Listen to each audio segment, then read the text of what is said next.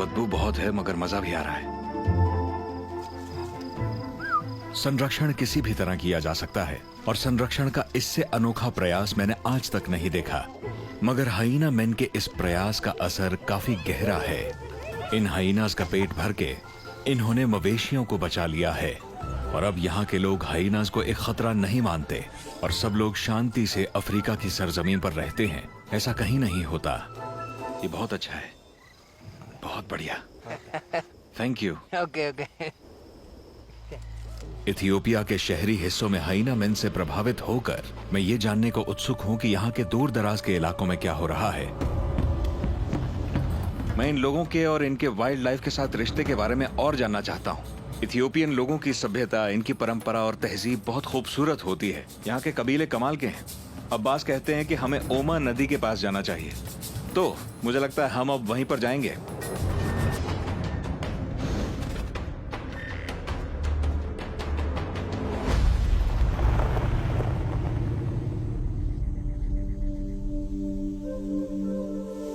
तो हम इस वक्त केरा कंट्री में दाखिल हो रहे हैं, जो ओमा घाटी के बिल्कुल बीचों बीच है। हम पक्की सड़क से बहुत दूर हैं और ये जगह बहुत खूबसूरत है, पर हम जितना आगे जा रहे हैं ये इलाका और सूखा और धूल भरा होता जा रहा है। इस तरह के माहौल में जीना भी एक संघर्ष ही होगा। ओमा घाटी में दर्जनों जनजातियां हैं जिनकी सभ्यता और रीति रिवाज काफी पुराने हैं।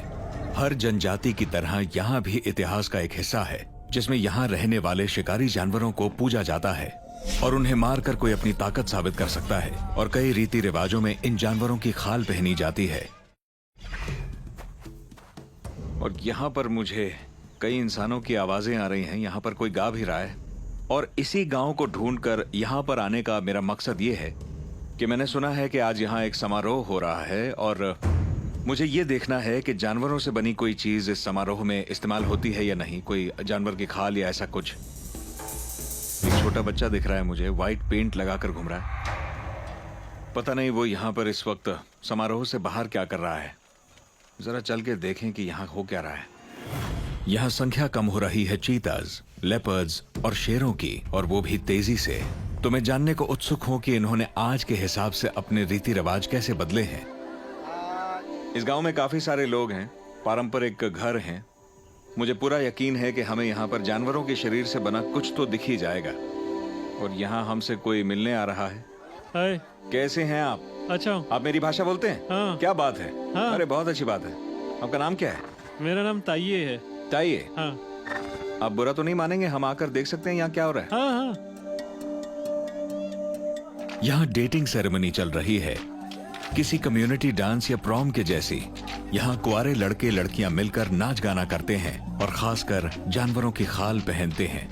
ये जो लेडीज हैं, इन्होंने कौन सी खाल पहनी है?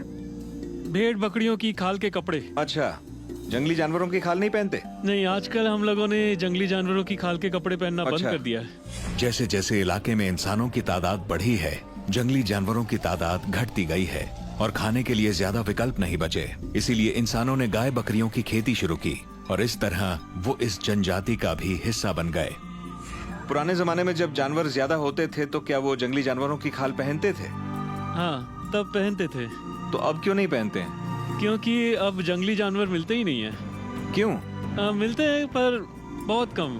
भेड़ बकरियां ज्यादा हैं, इसीलिए यही इस्तेमाल होते हैं। जो भी जंगली जानवर बचे वो ऐसे गांव की पहुंच से काफी दूर हो गए और फिर ज्यादातर जंगली जानवर पार्क्स या फिर रिजर्व्स में पहुंच गए, जहां इन जानवरों को 24 घंटे सुरक्षा दी जाती है। पुराने जमाने में जंगली जानवरों की खालें पहनते थे ये लोग। हाँ। मगर आज ये लोग सिर्फ भेड़ बकरियों की खालें पहनते हैं। हाँ। ये भी एक जीता जागता सबूत है कि अफ्रीका के जंगली जानवर किस हद तक मारे गए हैं। पर कारा गांव इस बदलाव को खूबसूरती से अपना रहा है और यहाँ के लोग भी काफी खुश मिजाज हैं।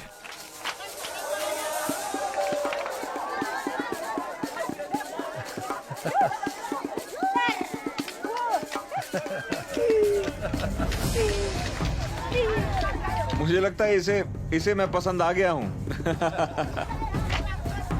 यहाँ औरतें आकर उस आदमी को चुनती हैं जिसके साथ उन्हें नाचना है, और मेरे गाइड को चुन लिया गया है और वो अब, हाँ ये देखिए,